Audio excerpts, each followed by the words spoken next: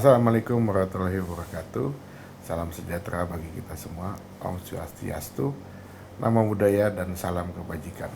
Saya Rektor AW Kaligis, pengampu mata kuliah pengantar sosiologi di Vkom UP.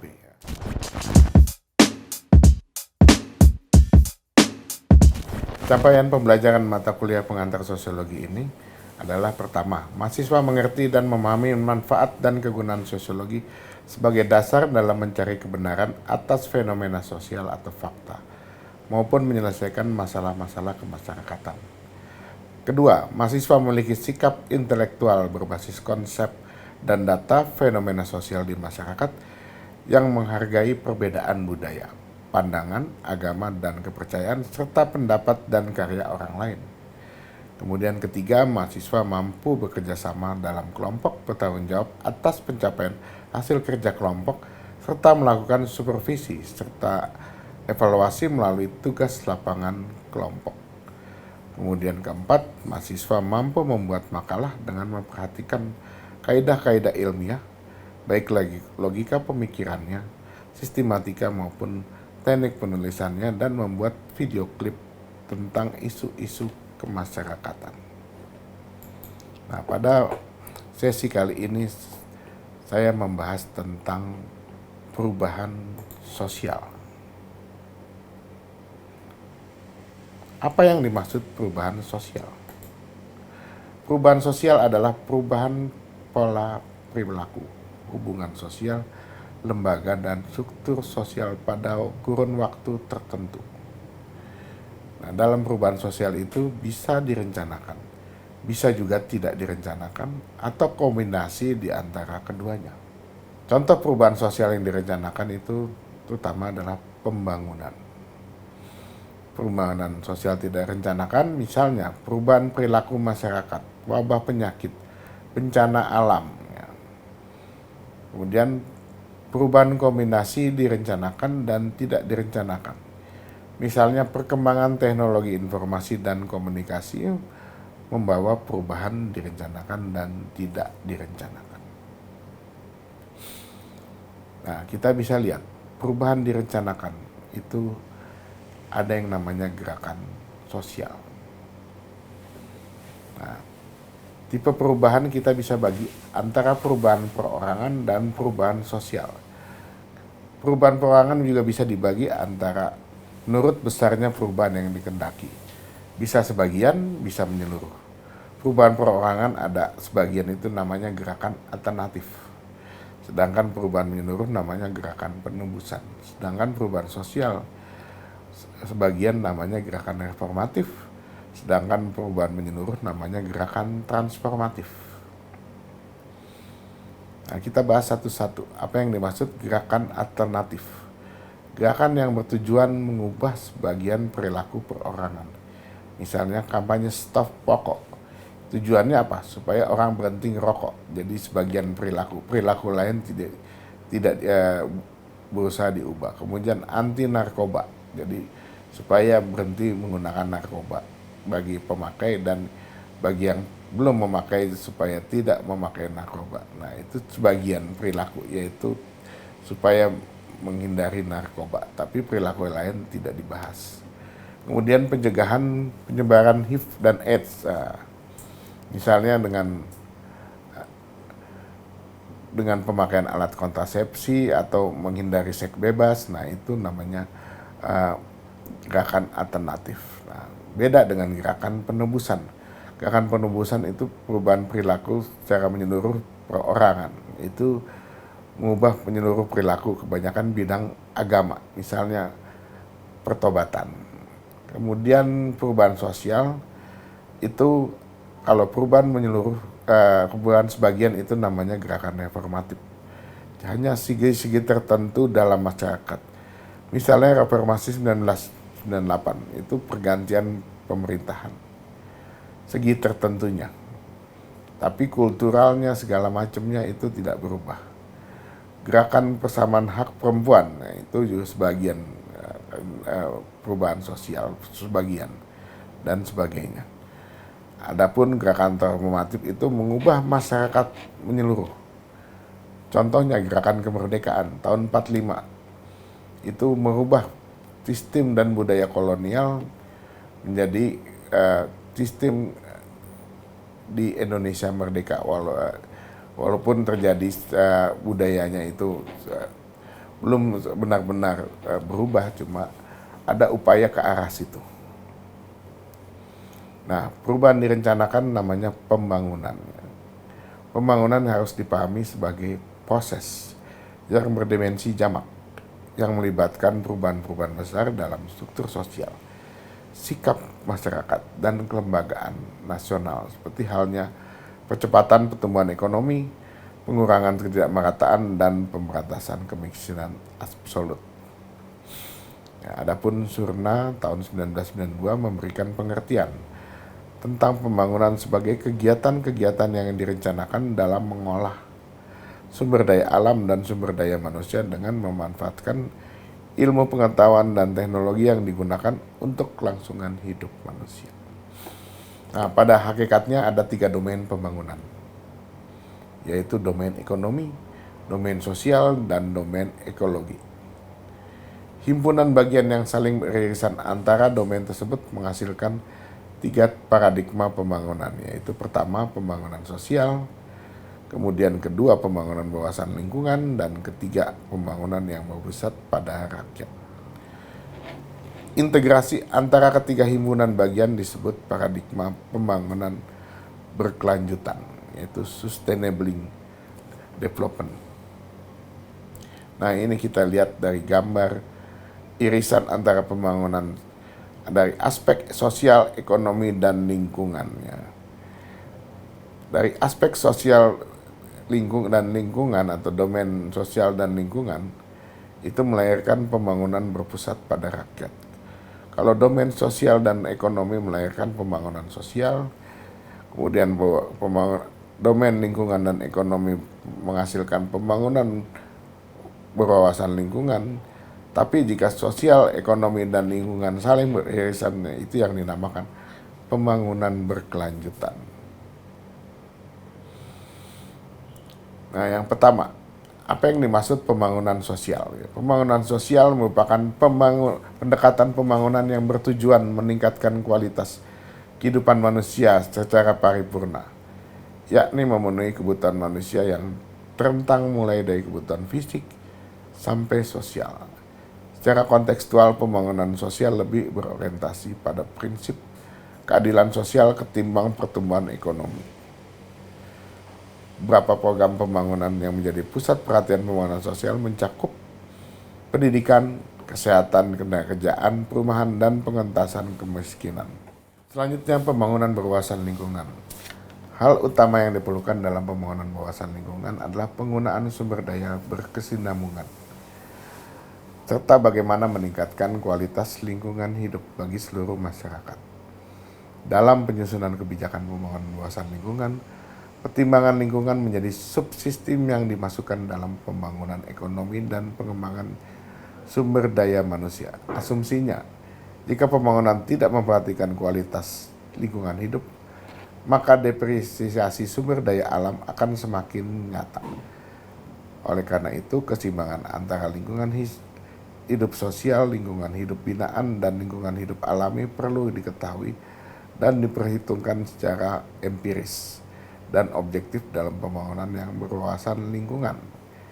Jadi kalau kita hanya mengeruk keuntungan ekonomi, tambang, hutan dan segala macam tanpa memperhatikan lingkungannya, maka lingkungan akan rusak dan untuk kedepannya justru ada depresiasi sumber daya alam. Depresiasi adalah penurunan kualitas sumber daya alam. Jadi kalau hutan rusak, itu pengundulan, itu bisa menyebabkan longsor, banjir, dan justru daya dukung alamnya justru tidak mendukung manusia untuk hidup di dalamnya. Kemudian perencanaan pembangunan yang berwawasan lingkungan memperhatikan faktor seperti perubahan demografis, kebutuhan penduduk, keterbatasan sumber daya, pertumbuhan ekonomi dan pengelolaan lingkungan, serta keterkaitan dan interaksinya satu sama lain. Kita bisa lihat contoh kasus di tambang di Freeport, yaitu di sini pembangunan yang tidak berwawasan lingkungan, di mana perusahaan pertambangan hanya mengeruk keuntungan sebesar tanpa peduli dengan lingkungan yang rusak dan dampak negatifnya bagi rakyat. Kemudian ketiga, pembangunan berpusat pada rakyat. Di sini Korten menyatakan konsep pembangunan berpusat pada rakyat memandang inisiatif kreatif dari rakyat sebagai sumber daya pembangunan yang utama dan memandang kesejahteraan material dan spiritual mereka sebagai tujuan yang ingin dicapai dari proses pembangunan. Selanjutnya, Korten mengumpulkan 3 tema penting yang dianggap menentukan bagi konsep perencanaan yang berpusat pada rakyat, yaitu pertama, penekanan akan dukungan dan pembangunan usaha-usaha swadaya kaum miskin guna menangani kebutuhan-kebutuhan mereka sendiri.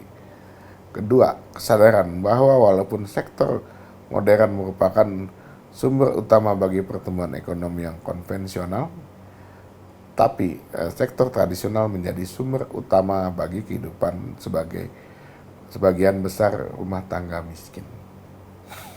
Kemudian, kebutuhan akan kemampuan kelembagaan yang baru dalam usaha membangun kemampuan para penerima bantuan yang miskin demi pengelolaan yang produktif dan swadaya berdasarkan sumber-sumber daya lokal. Nah, kita bisa lihat di sini kalau kita bisa berfokus pada pembangunan yang berpusat pada rakyat, kita lihat kebutuhan sesuai dengan kondisi lokal kebutuhannya. Mungkin kalau di Papua misalnya, di Papua itu makanan pokoknya adalah sagu. Ya, kebutuhan lokalnya itu sagu atau umbi-umbian. Ya, nggak tepat misalnya kita ganti dengan beras. Karena beras itu mesti dicari dari luar Pulau Jawa, dari luar Papua, dari Jawa, Sulawesi. Nah, kalau di umbi-umbian dan sagu itu bisa ditemukan di Papua sendiri. Nah, itu kebutuhan lokalnya bukan berarti menyeragamkan beras sebagai makanan pokok Indonesia untuk digunakan untuk sebagai makanan pokok Papua, tapi biarkan kebutuhan lokal itu disesuaikan dengan apa yang ada di kondisi alam lokalnya itu dan lingkungan sosialnya itu. Jadi nggak usah diubah makanan pokoknya, contohnya itu. Kemudian jenis pembangunan berkelanjutan, ya ini jenis keempat, yaitu di sini pembangunan yang tidak saja berkonsentrasi pada isu-isu lingkungan. Lebih luas daripada itu, pembangunan berkelanjutan mencakup 3 lingkup kebijakan, yaitu pembangunan ekonomi, pelindungan pembangunan sosial, dan pelindungan hukum. Dengan pembangunan berkelanjutan diharapkan terjamin secara baik kehidupan masa kini dan generasi yang akan datang. Pembangunan berkelanjutan itu ada 3 pro, yaitu pro kesejahteraan, pertumbuhan ekonomi untuk kesejahteraan masyarakat seluruhnya, kemudian pro lingkungan hidup, mengutamakan keseimbangan dan kesetaraan lingkungan hidup, dan pro keadilan sosial, yakni keadilan dan kesetaraan akses terhadap sumber daya alam dan pelayanan publik, serta menghormati kebinekaan masyarakat. Nah, kalau tadi pembangunan itu perubahan sosial yang direncanakan. Ada juga perubahan sosial yang tidak direncanakan. Perubahan sosial yang tidak direncanakan tadi saya sudah singgung di awal, itu bisa berupa bencana alam dan wabah penyakit yang mengakibatkan perubahan tatanan kehidupan di masyarakat seperti COVID sekarang ini, itu pandemi. Itu banyak mengubah pola perilaku dan interaksi orang. Namun perubahan sosial tidak direncanakan bisa berupa perubahan perilaku masyarakat, menyangkut pergeseran nilai-nilai dan norma-norma di masyarakat yang berlangsung tanpa direncanakan, yang seringkali merupakan ekses dari pembangunan itu sendiri. Misalnya, sebagai hasil pembukaan tambang di suatu daerah terpencil, marak prostitusi liar dan masyarakat sempat menjadi permisif. Ya, artinya permisif itu ya membiarkan atau serba boleh. Nah, berkaitan dengan perubahan sosial ada yang namanya komunikasi dan perubahan masyarakat. Peran komunikasi dalam perubahan masyarakat adalah sebagai penggugah, pengarah, dan pengendali perubahan, agar perubahan tersebut tetap bermanfaat dan secara teratur. Sebaliknya, perubahan dan dinamika sosial yang terus berlangsung dalam suatu masyarakat akan berpengaruh pada perilaku komunikasi. Kedua hal ini menunjukkan adanya hubungan yang saling terkait yang kemudian mempengaruhi corak kehidupan masyarakat. Kemajuan teknologi internet dan media sosial mengubah perilaku masyarakat, baik direncanakan maupun tidak direncanakan. Kita bisa lihat dari gambar ini, perbedaan generasi akhirnya membuat perbedaan cara berkomunikasi, cara melihat fenomena. Dalam perbedaan ini kita bisa lihat ada perbedaan generasi itu dikaitkan dengan pandangannya terhadap teknologi, dikaitkan dengan interaksi sosial. Nah, ini kita bisa bayangkan dari gambar ini hubungan antara keluarga kalau dulu tanpa gadget dan sekarang dengan gadget. Kalau dulu mungkin lebih interaktif dalam keluarga, sekarang masing-masing punya kesibukan sendiri yang menurunkan interaksi antara anggota keluarga. Nah, kalau dalam slide ini kita bisa lihat dalam perkembangan media online dan media sosial, kita poinnya adalah harus bijak.